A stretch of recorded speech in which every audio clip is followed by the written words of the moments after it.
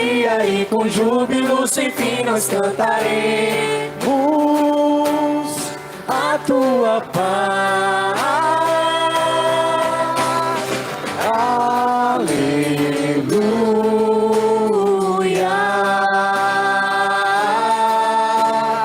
aleluia, aleluia,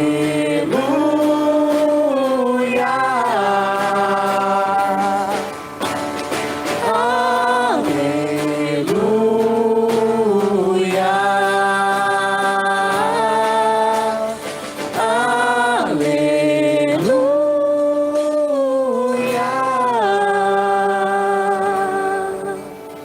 O Senhor esteja convosco. Está no meio de nós. Proclamação do Evangelho de Jesus Cristo, segundo João.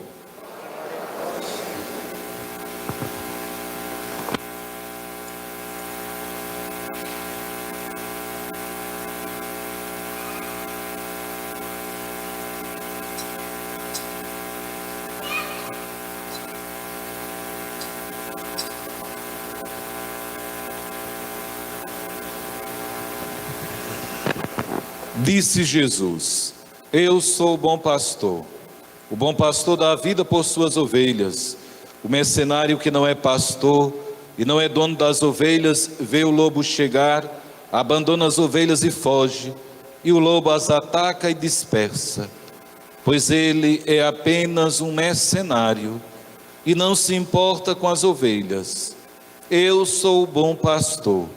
Conheço as minhas ovelhas e elas me conhecem, assim como o Pai me conhece e eu conheço o Pai.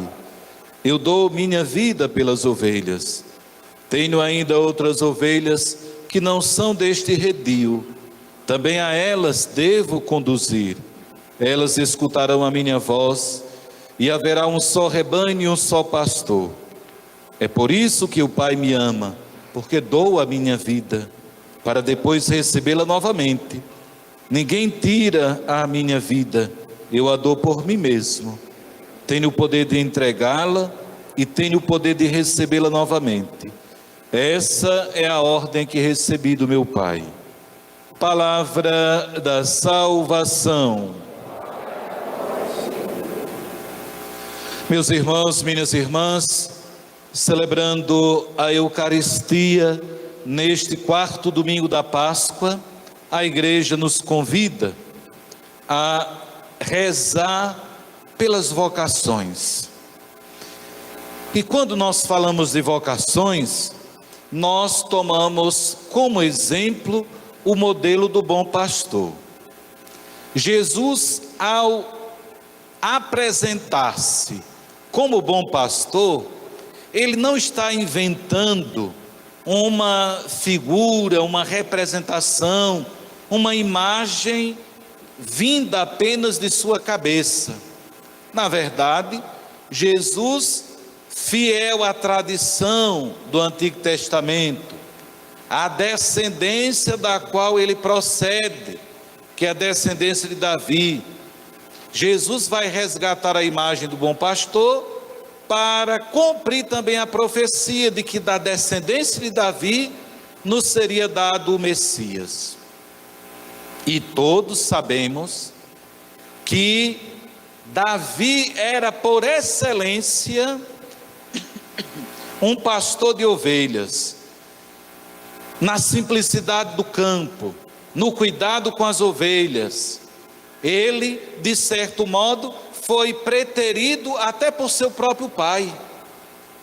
Quando Deus envia Samuel para a casa de Jessé, em Belém, Samuel chega e Jessé traz os seus 7 filhos, os mais fortes, os mais apresentáveis aos olhos humanos, e um por um Deus foi rejeitando. O que, para a decepção de Jessé, ele dava como certa a escolha de um daqueles 7. Ele trouxe, se nós fôssemos dizer, ele trouxe só a nata para apresentar a Deus, para apresentar ao profeta. Ora, o pobre de Jessé, não conhecendo a Deus, ele imaginava que Deus usava critérios humanos. Nós é que normalmente usamos os critérios também como os de Jessé. Nós julgamos, como dizemos popularmente, o livro pela capa. Nós olhamos para pessoas e categorizamos aqueles que a gente gosta, não gosta, tem antipatia, simpatia e assim por diante.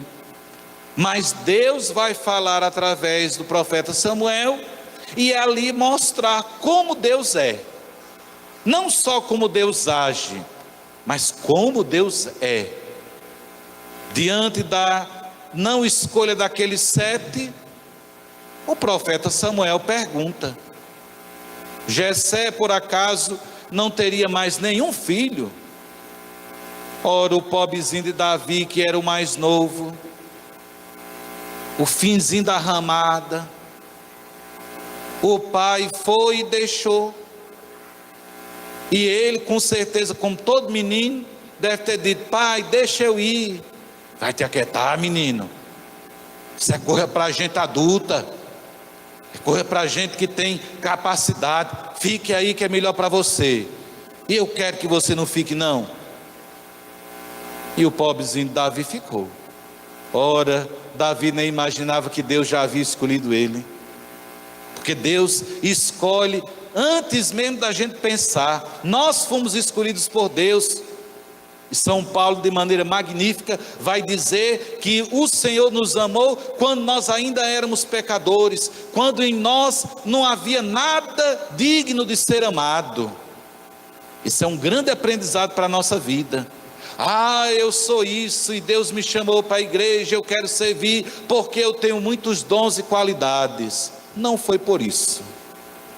Garanto, partindo da palavra de Deus, Deus te chamou porque ama-te e porque é misericordioso.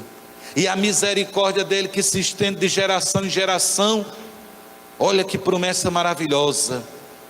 Promessa feita não só a Davi, aos nossos pais, Abraão, já muito antes. Porque já em Abraão, Deus prometera a Abraão que a aliança que firmara com Abraão se estenderia e seria maior do que as estrelas do céu, os grãos de areia da praia. Nós somos muito fraquinhos, viu? Tudo isso que Deus promete para a gente, lá no fundo, às vezes a gente nem lembra disso. Basta a gente passar por alguma angústia, dificuldade, a gente já começa a se maldizer, de geração em geração. E vai prolongando, nesse geracionismo negativo, um prolongar, não da promessa de Deus, mas de nossas maledicências. O que quer dizer isso, padre? Maledicência é a pessoa que se maldiz, vive se maldizendo. E a murmuração, segundo a palavra de Deus, atrai maldição. Quanto mais você se maldiz, mais você está atraindo murmuração. Está parecida a lamparina lá de casa, minha gente. E eu engolindo a fumaça que é. Por isso que às vezes eu tuço, é porque vem essa tocha de fumaça aqui, entra as ventas dentro, aí acontece isso. Nós não podemos esquecer que no domingo do Bom Pastor, o Senhor reafirma esta verdade. Segundo a descendência de Davi, o simples pastor de Belém, ninguém esperava, minha gente. E é tão verdade que o próprio Saul, a inveja de Saul para com Davi, tem vários motivos. Olha, se afaste de gente invejosa. Não queira conversa com gente invejosa. Porque a pessoa invejosa, ela vai cercando você, fazendo-se de próximo, mas é um parasita para sugar a tua vida. É um encosto, literalmente. Mas essa pessoa, ela quer apenas sugar. Só vem a nós, vosso reino nada. Saul já tinha traído Deus, mas sabendo que Deus tinha escolhido Davi, o que é que ele faz? morrendo de inveja. Pode ler a palavra de Deus.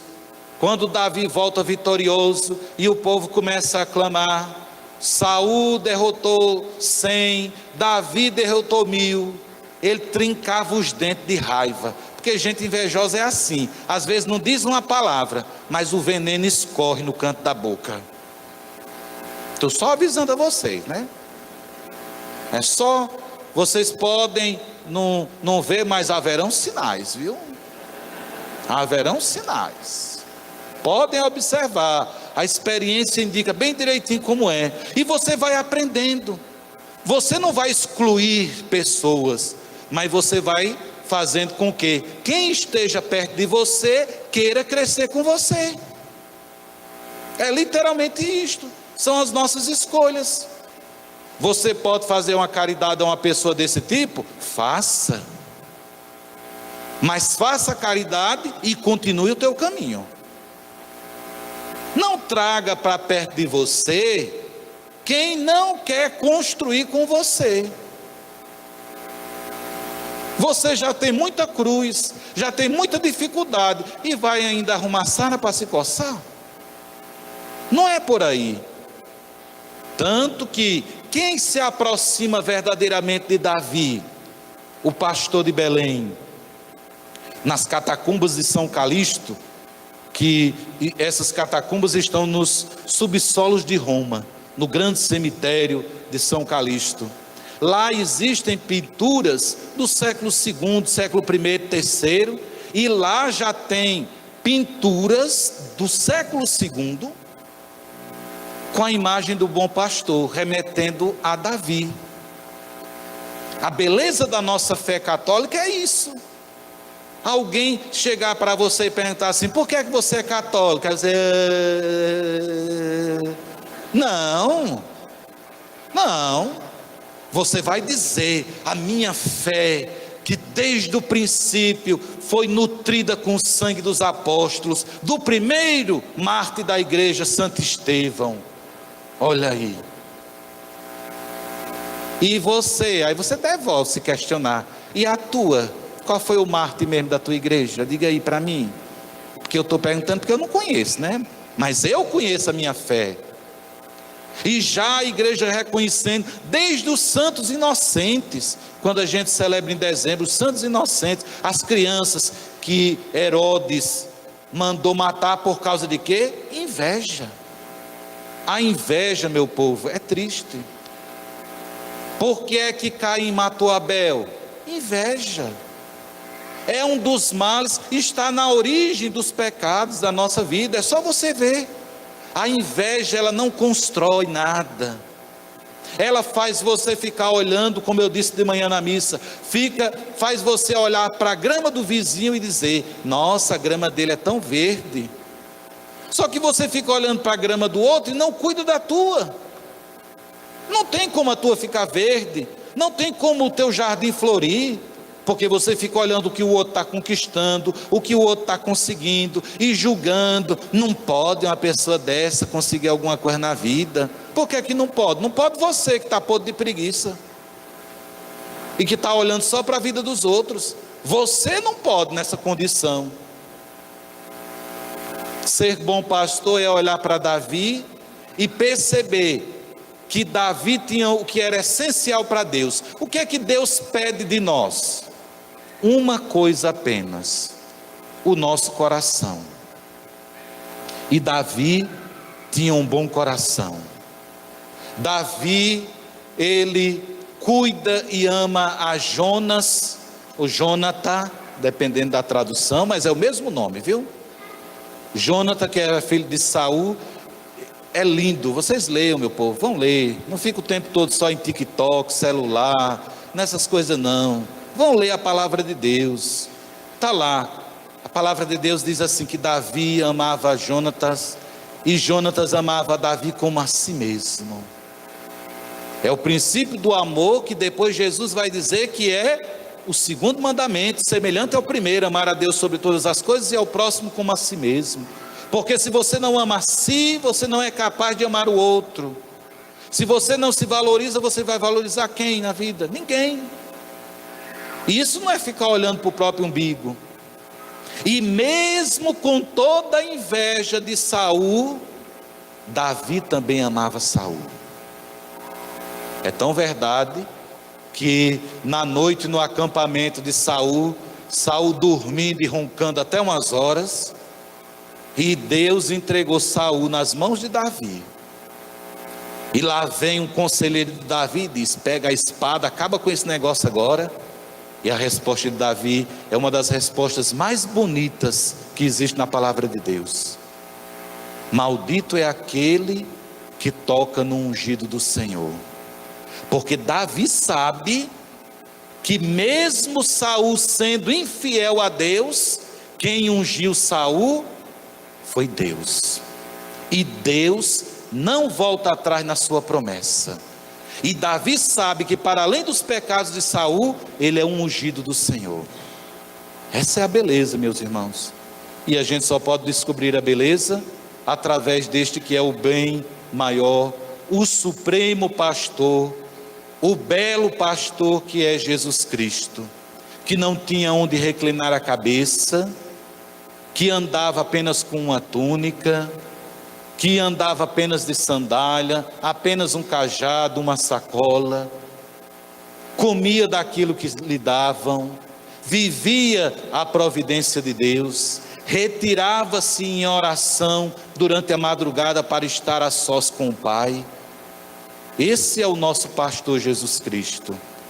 E a oração de hoje, inicial, ela fala muito bonita, ela diz assim, que para além da fragilidade do rebanho, olhemos para a fortaleza do pastor que se aproximou de nós.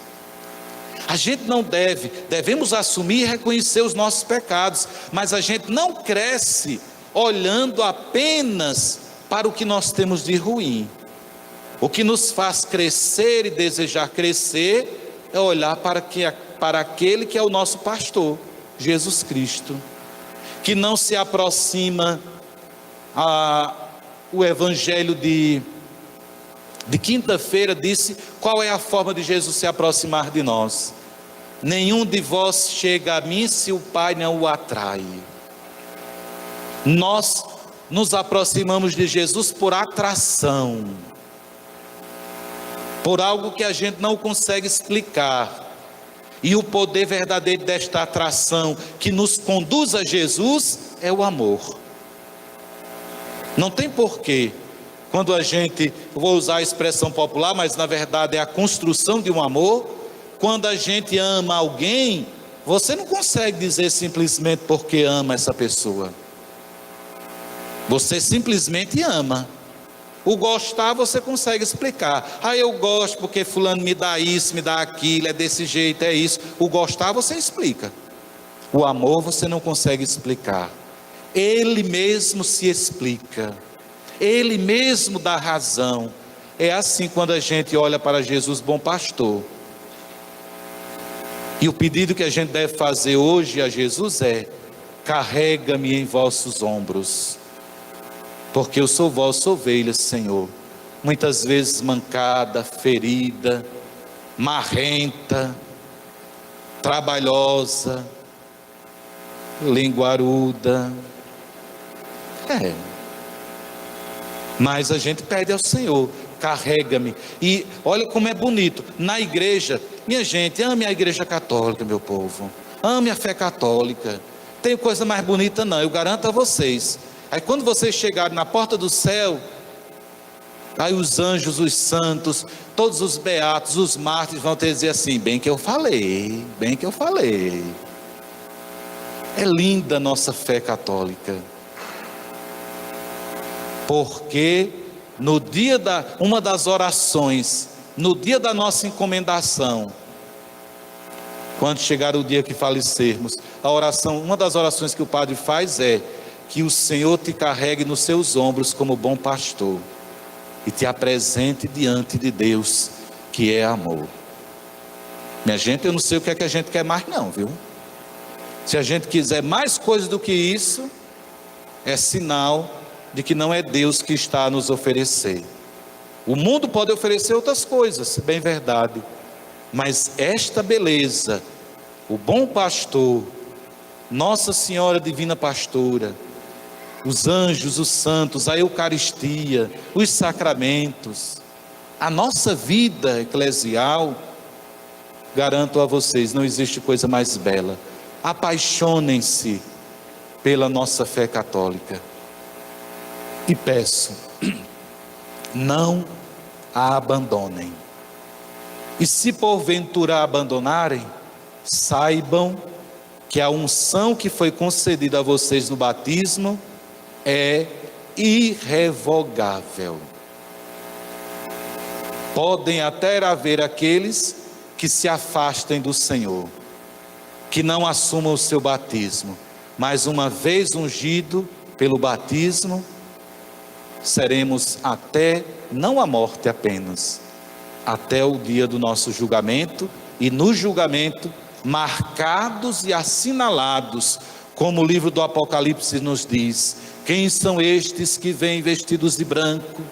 São aqueles que vieram da grande tribulação, lavados e alvejados no sangue do Cordeiro. E como eu disse a vocês, só podemos ser lavados e alvejados estando aos pés da cruz. Louvado seja o nosso Senhor Jesus Cristo. E nossa Mãe Maria Santíssima.